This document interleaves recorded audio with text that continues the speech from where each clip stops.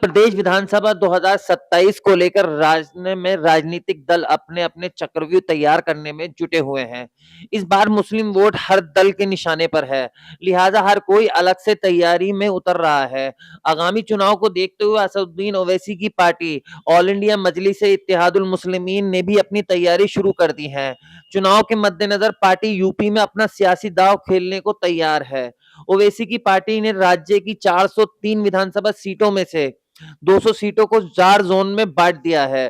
Party के प्रदेश अध्यक्ष शौकत अली ने अपनी तैयारियों को लेकर स्थिति साफ कर दी है। बता दें कि आंकड़ों के अनुसार यूपी में मुस्लिम आबादी तकरीबन 20% बताई जाती है और ये वोट पूरी तरीके से चुनाव की दिशा देने का काम करता है।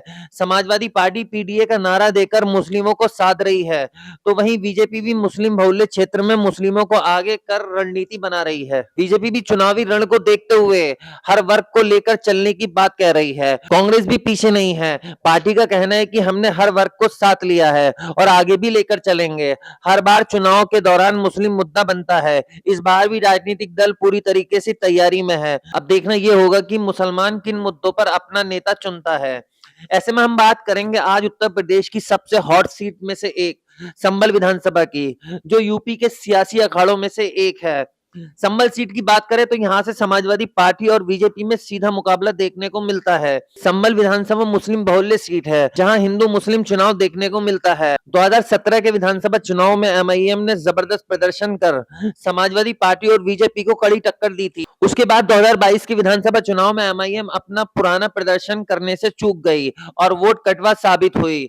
उसके बाद यूपी में हुए नगर पालिका चुनाव में एमआईएम ने जबरदस्त प्रदर्शन करके अपने इरादे जाहिर किए और उसके बाद एमआईएम संभल विधानसभा सीट को जीतने में लग गई।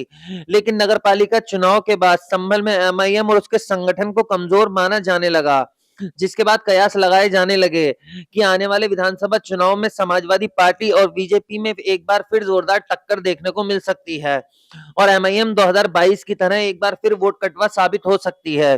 संभल में अक्सर एमआईएम संगठन में गुटबाजी भी देखने को मिलती है, जिसका नुकसान उन्हें आने वाले विधानसभा चुनाव में देखने को भी मिल सकता है।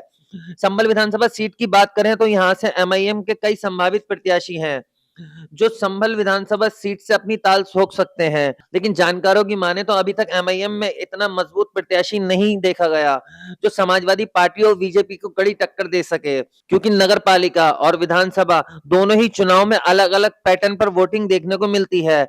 ऐसे में एमआईएम संभल में जोरदार प्रदर्शन करे, इसके कम मायने देखे जा रहे हैं। अब देखने वाली बात ये होती है कि संभल में एमआईएम समाजवादी पार्टी और बीजेपी को कितनी टक्कर देती है। ब्यूरो रिपोर्ट द हल्ला बोल। अगर आपने अभी तक चैनल को सब्सक्राइब नहीं किया है तो प्लीज सब्सक्राइब कीजिए और ताज़ा अपडेट पाने के लिए बेल आइकन को दबाना ना भूलें।